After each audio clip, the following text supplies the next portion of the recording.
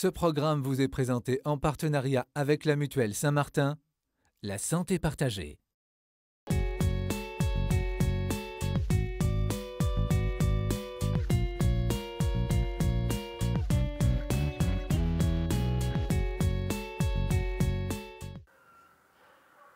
Hier à Kiev, Vitali Klitschko, au centre, chef de file du parti d'opposition Oudar, a convaincu les policiers et les manifestants d'observer une trêve. Dorothée lit le journal à son mari Sylvain. Il y a 5 mois, celui-ci a découvert qu'il souffrait de la maladie de Charcot, une maladie qui paralyse peu à peu tous les muscles. La progression du mal est fulgurante. En fauteuil, Sylvain ne peut plus utiliser ses jambes et ses bras. Il a des difficultés à respirer. C'est une maladie où je ne peux pas me permettre de... La volonté de vouloir forcer ne changera rien, au contraire. Je perdrai encore plus rapidement. Donc il n'y a qu'une solution, c'est d'accepter. Alors après, on accepte plus ou moins facilement. C'était plus facile pour moi de perdre l'usage de mes jambes que de perdre l'usage de mes bras, par exemple. Parce que l'usage des jambes, bon voilà, fauteuil roulant, mais avec encore beaucoup d'autonomie. La perte des bras, c'est la dépendance qui s'accélère très très vite. Au quotidien, Dorothée est d'une aide précieuse. Elle l'aide pour se déplacer, pour manger ou pour lire. Avec la dépendance, leur vie de couple a profondément changé. Tout est bouleversé, on n'a plus du tout les mêmes rapports.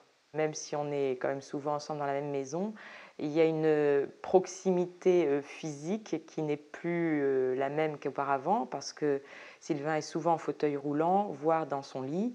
Donc évidemment, les gestes ne sont plus les mêmes, on ne peut plus marcher côte à côte, ce genre de choses.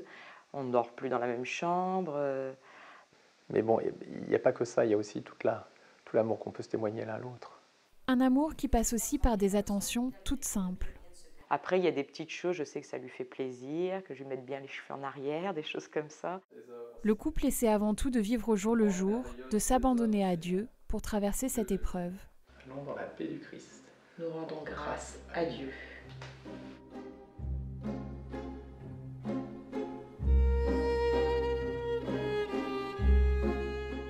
Le conjoint n'est pas le soignant.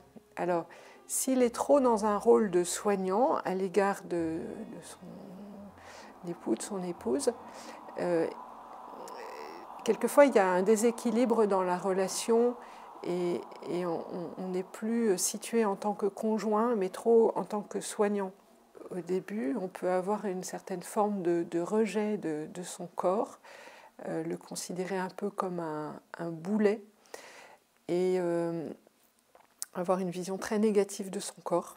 Et petit à petit, je me rends compte comme médecin, si par exemple je prends le temps d'examiner le corps de cette personne, et que je le fais avec délicatesse, je me rends compte que ça va l'aider à réaccueillir son corps d'une manière nouvelle, positivement, comme un corps qui est aimable. Il y a toujours moyen de réapprendre des gestes qui expriment l'affection, la tendresse, et qui soient très profondément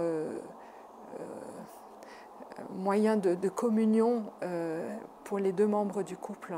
Je pense que le regard est ce qui peut peut-être le plus rejoindre d'abord le cœur de l'autre et dire le plus de choses sur ce qui se passe au fond de soi.